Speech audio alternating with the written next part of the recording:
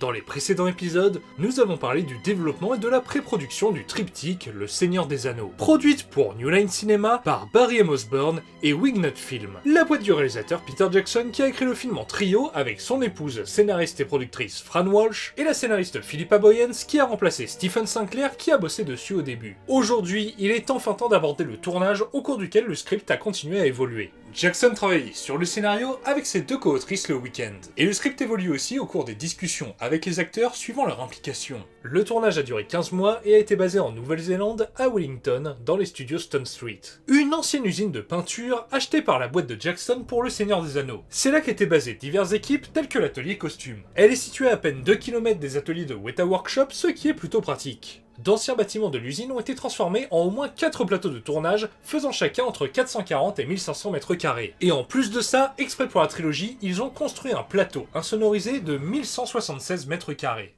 Pour de tels films, 5 plateaux de cette taille, c'est pas mal, mais c'est pas non plus énorme. Du coup, ils sont allés tourner dans d'autres hangars utilisés comme studios. Mais le problème, c'est que, hormis le plateau construit exprès pour les films, tous ces plateaux ne sont pas insonorisés. Donc un avion ou train qui passe, ou n'importe quelle autre pollution sonore, entraîne la nécessité de post-synchroniser. Chose assez habituelle à Hollywood, mais là du coup ça a été à un niveau assez hardcore. Genre la majorité des répliques sont post-synchronisées. Afin d'éviter d'attiser la curiosité sur un script qui traîne, ou une pancarte qui indique le plateau, le film a été fait avec des titres de travail. Ces titres sont traduisibles par le changement des saisons, Grand Tour et Jusqu'à la mort pour la gloire. Je trouve personnellement que ces titres collent pas mal à l'histoire des films. Dans la précédente vidéo, nous avons présenté les producteurs, les responsables du département artistique et ceux des cascades, ainsi que le directeur de la photographie. On a donc déjà présenté tous les postes que j'ai l'habitude de présenter sur cette chaîne, à l'exception des réalisateurs seconde équipe.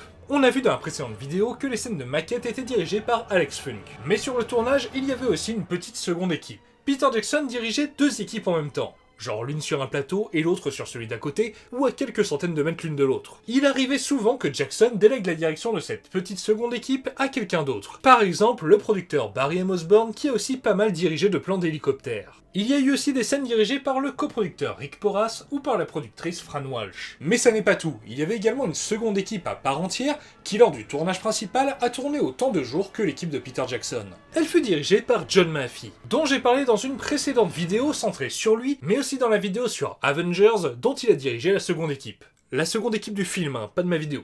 J'ai pas le budget pour l'embaucher. Il avait été steadicammer et directeur photo additionnel sur l'un des précédents films de Jackson. Le réalisateur voulait qu'il soit le principal cadreur de l'équipe principale du Seigneur des Anneaux, mais au final, il lui a proposé d'être le directeur photo de la seconde équipe. Et comme visiblement ils ont pas trouvé de réal pour la diriger, Maffey s'est occupé de réaliser, en plus de gérer la photo. Là où il arrive souvent que les secondes équipes se contentent de faire des inserts, des cascades ou plans à effet visuel, pour des questions de planning, sur cette trilogie, les secondes équipes ont eu l'occasion de faire des scènes de jeu avec les acteurs. Le tournage a commencé le 11 octobre 1999 par la scène où les 4 hobbits se cachent d'un Nazgûl. Jackson voulait commencer par tourner les scènes avec les 4 hobbits pour vite créer des liens entre les acteurs. La scène fut tournée au mont Victoria, une colline pleine de végétation en plein milieu de Wellington, la capitale de Nouvelle-Zélande. Donc en gros c'est comme si à Paris on tournait un film de fantasy au parc des Buttes-Chaumont. Et sur cette scène, l'un des cascadeurs s'est luxé l'épaule. Oh c'est pas mal pour commencer un tournage. Pour tricher sur la taille des personnages, l'arbre est factice et plus grand qu'un vrai. Et le cavalier et son cheval sont ajoutés en post-prod. D'ailleurs, à propos des Nazgûl, ils ont un temps envisagé de les faire avec des effets visuels. Au final, ils sont faits en vrai, mais les costumes étaient très lourds, d'autant plus quand on doit se battre avec. Les acteurs et cascadeurs sous les costumes devaient donc être grands et costauds. L'une des scènes les plus célèbres avec les Nazgûl fut tournée très vite, puisque la scène du Mont Venteux fut la première tournée avec Viggo Mortensen, l'interprète d'Aragorn. Le décor a été construit en intérieur, et pour les quelques plans en extérieur vus de loin, les ruines ont été ajoutées en post-production.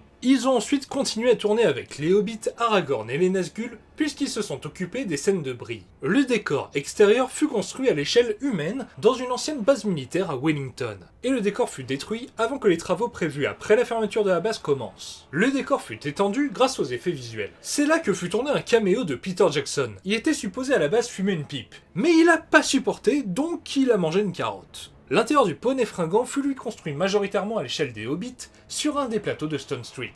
Pour jouer les humains de Brie, Jackson voulait des gueules de méchants pour marquer une différence avec la comté, avoir une forme de menace palpable sur les Hobbits. Entre fin octobre et décembre 99, ils sont allés tourner dans la région de la ville de Queenstown. Plusieurs scènes ont été tournées dans ce coin. Liv Tyler y a tourné sa première scène en n'étant pas dirigé par Peter Jackson, mais par John Maffey. puisqu'elle y a tourné la scène de course-poursuite avec les Nazgûl, filmée par la seconde équipe. Pour les plans de loin, c'est une doublure avec un cheval, et pour les plans rapprochés, Liv Tyler est sur un faux cheval, sur un véhicule où est aussi la caméra. C'est plus sécurisé et les plans sont forcément plus précis pour bien cadrer l'actrice. Des procédés semblables ont été utilisés pour d'autres scènes de cavalerie dans la trilogie. À cause d'intempéries, il a fallu entre 3 et 4 semaines pour mettre la scène en boîte, ce qui est assez long. 3 ou 4 semaines, ça peut être la durée totale d'un tournage d'un petit film. À cause de ces intempéries, le tournage a été, de manière générale, assez chamboulé. Du coup, pour essayer de gagner du temps, il a fallu trouver des scènes à tourner en intérieur, à l'abri de la pluie. Ils ont trouvé un lieu où tourner, le terrain de squash d'un hôtel,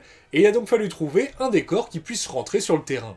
Si le but original était de tourner quasi intégralement la communauté de l'anneau avant de commencer les suites, cela fut chamboulé car la scène qui fut tournée sur ce plateau improvisé est cette scène du retour du roi où Frodo renvoie Sam. À l'époque, Gollum n'avait pas encore été casté. Afin qu'Elijah Wood et Sean Astin aient quelqu'un avec qui interagir, le rôle fut interprété par Randall William Cook, le superviseur de l'animation de la trilogie chez Weta Digital. Pour les deux acteurs, c'était assez difficile de devoir d'un seul coup tourner une scène aussi intense du troisième film, après que les personnages aient eu tant d'évolution, alors qu'ils venaient à peine de rentrer dans leur perso. Un des trucs chiants de ce décor, c'est que pour faire luire le polystyrène comme de la pierre, il fallait le mouiller. Et comme les pieds de Hobbit sont assez lisses, ils glissaient. Du coup, dans certaines scènes de cet escalier secret, les acteurs étaient câblés. La scène était prévue pour être tournée en 2 jours. Un premier pour filmer les plans sur Sam, et un second pour filmer les plans sur Frodo. Le premier jour eut lieu le 24 novembre 99, mais le lendemain il a fait beau, et les jours suivants aussi, donc ils ont pu tourner les scènes extérieures sans problème. Du coup ils ont demandé à l'hôtel l'autorisation de laisser bloquer le terrain,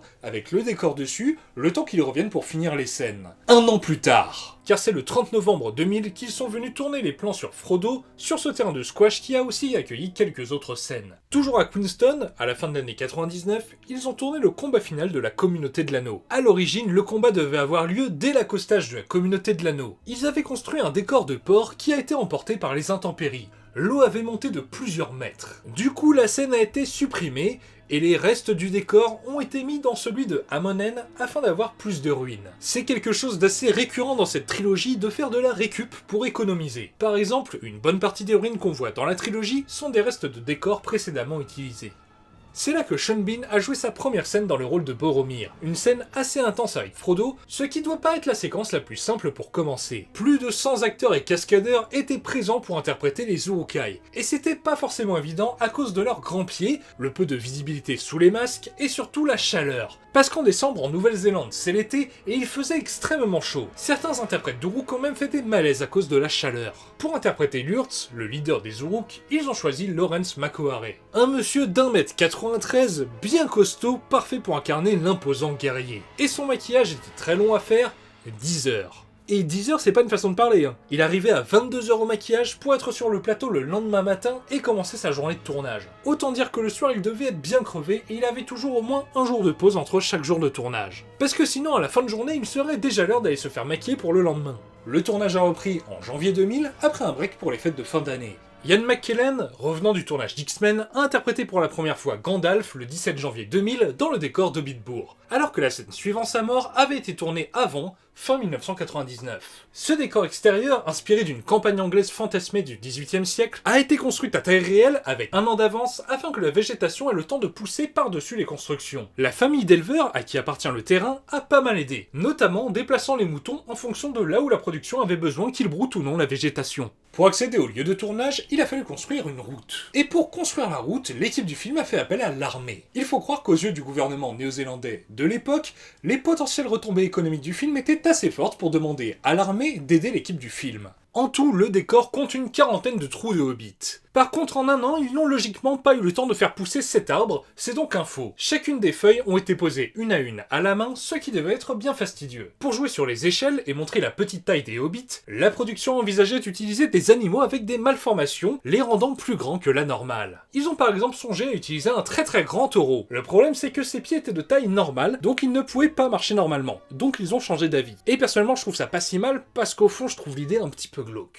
Pour les scènes avec énormément de Hobbits, et donc énormément suffisamment d'oreilles et de pieds à poser, ils ont fait venir plein de maquilleurs de tout le pays. L'interprète de Bilbo, lui, n'était pas présent pendant ce tournage. Du coup, dans cette scène, les plans sur Gandalf sont tournés avec une doublure de Bilbo sur le site, et les plans sur Bilbo ont été faits plus tard sur le plateau intérieur du décor de cul-de-sac. De toute façon, pour une question d'échelle, les deux acteurs ne pouvaient pas tourner la scène ensemble. De même, probablement aussi pour des questions de gestion de la lumière, la fête d'anniversaire de Bilbo, de nuit, a été tournée en studio. Après la fin du tournage à Hobbitbourg, le décor a commencé à être démonté pour que le terrain soit rendu intact à ses propriétaires. Suite à des intempéries, mais il y a tout le temps une météo de merde où ils ont juste pas eu de bol. Le démontage a été allongé. Il a fallu attendre que le lieu soit à nouveau sec. Et avant que le démontage soit fini, la saga avait eu le temps de faire parler d'elle. Peut-être même que le premier opus était déjà sorti. Je n'ai pas trouvé la date précise. Toujours est-il qu'alors qu'il restait encore des éléments de décor, le proprio a gaulé un touriste étranger sur le terrain qui était venu voir les décors du film. Il a donc demandé à ce qu'on arrête le démontage, sentant que les touristes pouvaient rapporter gros. Et afin d'avoir une attraction encore plus immersive, lorsque 10 ans plus tard la production voulut venir reconstruire la comté pour les films Le Hobbit, il a exigé que le décor soit construit en dur. On a vu qu'au début, il y avait une équipe de tournage des maquettes, une équipe principale, une mini-seconde équipe dirigée par diverses personnes, et une seconde équipe à part entière dirigée par John Maffey. Mais la saga a beaucoup d'ampleur, je suppose qu'il ne devait pas tourner assez vite, et ça n'était donc toujours pas assez. Ils ont donc engagé un autre réal seconde équipe, Geoff Murphy, dont l'équipe a tourné de février à novembre 2000. Il s'agit d'un réalisateur de films néo-zélandais qui a passé une petite décennie à Hollywood, où il a réalisé des films d'action, et a dirigé une seconde équipe sur un film américain en 1996. Mais cette deuxième grosse seconde équipe n'était toujours pas suffisante. La petite seconde équipe de Jackson fut donc décorrélée de l'équipe principale pour devenir une équipe à part entière, et pour la diriger ils ont choisi le coproducteur Rick Porras qui avait dirigé certaines scènes de cette équipe à l'époque où elle était une petite subdivision de l'équipe principale. Christopher Lee a enchaîné ses scènes entre février et mars, et justement Porras s'est par exemple occupé du combat entre Saruman et Gandalf. Peter Jackson n'est pas fan des effets de magie au cinéma, il voulait donc que les effets soient invisibles mais qu'on sente bien les coups. Et pour l'anecdote, Lee galérait bien avec sa robe trop longue, il manquait souvent de se viander, même si pour les combats, heureusement, il y a pas mal de plans où il est doublé. Rick Porras s'est également occupé de diriger, entre autres, les scènes de Pippin et Merry dans les mains de Silverbard. Il s'agissait d'une marionnette grandeur nature. Les yeux étaient télécommandés et les bras et le corps étaient animés par des mecs en costume bleu devant un fond bleu. Son visage était ensuite remplacé par de l'image de synthèse en post-production. Les deux acteurs étaient assis sur des genres de selles de vélo, ce qui est pas forcément le plus agréable. D'autant que c'était bien galère de les installer ou de les faire descendre, donc ils restaient accrochés à leurs arbres toute la journée, même pendant la pause déj. Pour finir sur les réals seconde équipe, notons qu'il y a une scène dont il n'est pas très clair de laquelle il s'agit, qui est dirigée par le réalisateur et comédien néo-zélandais Ian Murn, qui joue aussi un Hobbit en caméo. Et certaines scènes ont été dirigées par Guy Norris, cascadeur et réal seconde équipe, mais je n'ai pas trouvé non plus précisément ce qu'il a fait. Tout ce qu'on peut supposer, c'est qu'a priori il a dirigé moins de scènes que Mahaffey et Murphy. Au vu du nombre d'équipes, on se doute qu'ils avaient le temps de tourner beaucoup de séquences chaque jour. Du coup, chaque soir, plusieurs des responsables du film visionnaient donc jusqu'à 4 heures de rush. Généralement, plusieurs personnes s'endormaient devant. C'est en février 2000 que Ian Holm est arrivé en Nouvelle-Zélande, et donc que les scènes de cul-de-sac ont été tournées. Pour le moment où il laisse tomber l'anneau, afin que l'anneau ne rebondisse pas, pour montrer son poids immense, le sol était aimanté. Après le tournage, Peter Jackson a racheté le décor. Il y a donc, quelque part en Nouvelle-Zélande, une cave ou un hangar où l'on peut rentrer dans cul-de-sac, ce qui fait partie de mes rêves de fan. Je veux ça dans ma cave. Pour la fin du film, il a fallu vieillir Holm avec des prothèses. Mais comme il est arrivé peu avant de commencer à tourner, son visage n'a pas pu être moulé en avance et la prothèse a dû être créée en seulement une semaine. Pour la scène des havres gris, il a fallu retourner les plans sur les 4 héros, car ils se sont rendus compte plus tard que Sean Astin portait la mauvaise tenue sous sa cape. Mais ils ont dû à nouveau la refaire à cause d'une erreur lors du traitement de la pellicule, l'image était inexploitable. Dans cette scène à fond combe, pour ce screamer un peu creepy, ouais habituellement j'ai tendance à accélérer la vidéo, mais là je la ralentis pour vous limiter l'effet screamer. Bon, le désavantage par contre c'est que vous le voyez bien plus longtemps. Bah si ça vous fait peur, désolé. Hein. Donc pour cet effet, en fait en post-prod, ils ont fait un mélange du vrai Ian Holm et d'une marionnette de Bilbo possédée par l'anneau. Ian Holm a adoré le look de cette marionnette. Du coup, Weta Workshop lui a fabriqué une copie en métal qu'ils lui ont offert. La dernière scène qu'il a tournée, c'est ce plan capital du prologue. Pour le rajeunir, ils lui ont tiré la peau, ce qui doit être moyennement agréable. Ça fait quand même pas mal de fois que je fais ce commentaire. J'en suis presque à me demander si ce tournage n'était pas un enfer. On en reparle très bientôt d'ailleurs, et vous le verrez dans le prochain épisode qu'on a encore plus d'exemples. Un bon mois après avoir tourné quelques scènes de Foncombe en intérieur, une bonne partie des scènes de Rivendell ont été tournées en extérieur dans le parc régional de Kaitoki, à 45 minutes de Wellington. L'avantage c'est que du coup il n'y a pas à construire l'environnement naturel au milieu duquel les elfes ont bâti leur cité. L'environnement est déjà là. Ils ont un temps voulu tourner dans un endroit plus sauvage, plutôt qu'un parc, certes assez sauvage, mais quand même fait pour accueillir du public, mais cette option était bien plus simple économiquement parlant. Une partie des décors ont été conservés dans le parc, probablement comme à Hobbitsburg pour attirer les touristes. Pour l'anecdote, Sean Bean n'était pas en Nouvelle-Zélande lors de cette partie du tournage. Donc dans certaines scènes de Foncombe, Boromir est joué par une doublure dont le visage ou le corps est remplacé plus tard par celui de Bean. En parallèle de tout ce dont on vient de parler, entre février et mai 2000, ce qui est quand même la longueur de tournage d'un film normal, a été tournée une scène mémorable, l'une des plus grandes batailles de l'histoire du cinéma, la bataille du gouffre de Helm. Peter Jackson rêvait de tourner une grande bataille, et il faut avouer qu'il a plutôt bien géré. Il voulait la tourner dans les studios de Stone Street. Autant pour les rares intérieurs, c'est faisable. Autant tourner le tout sur le parking de Stone Street, ça aurait été compliqué, puisque les studios sont en ville et que les voisins auraient probablement pas apprécié de se farcir le bruit toutes les nuits. Ils ont trouvé une carrière pas trop loin de Wellington, qui avait pour avantage qu'il y a déjà pas trop de vis-à-vis, mais aussi qu'il n'y a pas besoin de construire la paroi rocheuse au fond, puisqu'elle est déjà présente. Et ils n'y ont pas tourné que les scènes du gouffre de Helm, on en reparlera d'ailleurs plus tard. Le décor a mis près de 7 mois à être construit. Près du décor, ils ont aussi installé la miniature à l'échelle 1/4. Le décor utilise la perspective forcée, puisque pour donner l'impression que le mur d'enceinte est plus long qu'il n'est, il est plus petit dans la partie la plus éloignée de l'endroit où est placée la caméra. Du coup, je suppose que ce genre d'effet d'optique doit aider à économiser et gagner du temps de construction. L'équipe déco a rendu la porte un peu trop mastoc, du coup il a fallu la modifier car le bélier n'arrivait pas à la casser. Dommage pour les Rohirrim que la porte n'était pas aussi solide dans la fiction que dans la réalité. Comme on l'a dit dans le premier épisode, contrairement au livre, les scénaristes ont décidé de faire venir les elfes au gouffre de Helm. Mais ils décidèrent aussi de faire venir Arwen, ce qui permettait de lui donner une scène d'action en plus et de montrer plus la relation entre elle et Aragorn.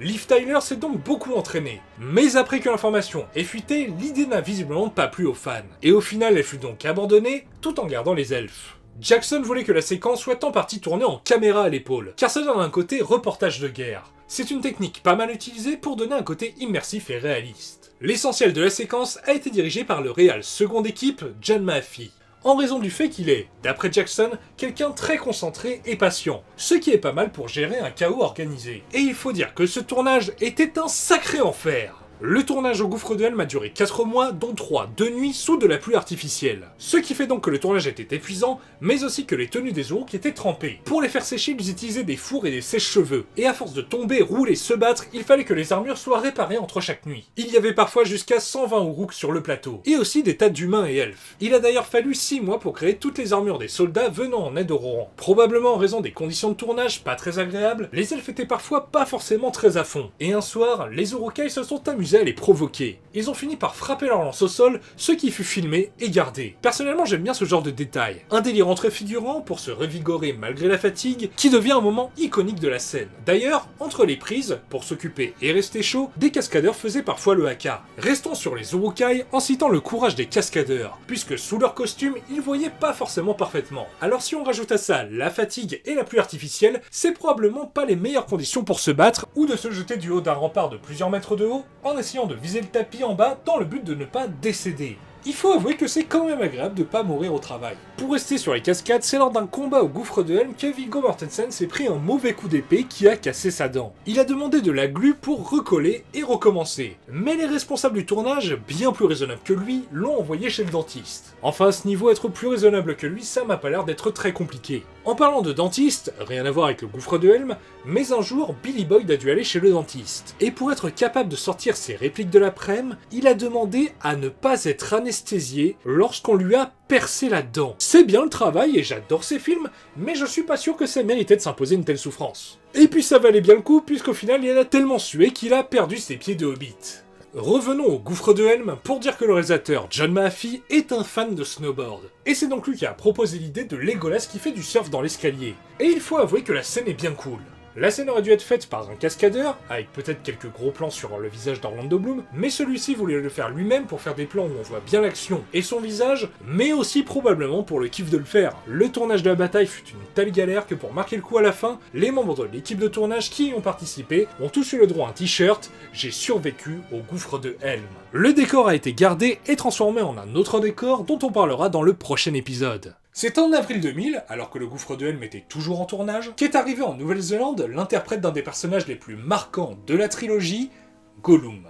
Quand l'agent d'Andy Serkis lui a parlé du rôle, il s'agissait d'un travail vocal de quelques semaines. Serkis n'était pas trop chaud, mais il a changé d'avis après avoir lu le bouquin. J'ai quand même l'impression que ça arrivait à pas mal d'acteurs de cette trilogie, non? Il trouvait la voix de Gollum en le jouant physiquement, avec beaucoup d'expressions faciales. Cela a bien plu et il a donc été décidé qu'il ne devait pas être que la voix. Il devait inspirer l'animation du personnage. C'est donc lui aussi qui a été choisi pour être sur le plateau avec les autres acteurs. Et puis ça permet aux autres acteurs d'avoir un partenaire avec lequel jouer. En fait, comme Serkis est plus imposant que Gollum, il fallait pouvoir l'effacer avant d'ajouter le personnage numérique. Ainsi, les scènes ont été tournées 3 fois. Une fois avec Serkis, une fois sans Serkis, et une fois avec le décor vide. Le plus simple était d'utiliser les prises sans Serkis. Comme ça, pas besoin de l'effacer puisqu'il est déjà pas là. Mais les autres acteurs étaient souvent meilleurs dans les prises où il était là. Néanmoins, l'équipe, y compris les acteurs, ne le percevait pas vraiment comme un acteur à part entière, mais comme une voix et une référence. Ce qui est vraiment ultra sympa et respectueux. Ça a dû être dur à vivre pour lui, mais il s'est tout de même donné à fond. Genre dans cette scène, l'eau était gelée à tel point qu'ils ont dû retirer la neige avec des lances à incendie et des ventilos. Et ben il y est quand même allé alors que je suis pas totalement sûr que ça soit nécessaire. Mais du coup les gens avaient un peu peur qu'entre le froid et le fait qu'il est à fond dans le perso, il ne fasse pas gaffe à la chute d'eau qu'il y avait un peu plus loin. Mais étant donné qu'il continue à jouer dans des films, vous vous doutez bien qu'il n'est pas tombé. Au final, son interprétation lui a fait gagner le respect de tout le monde. Heureusement, parce que sinon je sais pas ce qu'il leur faut.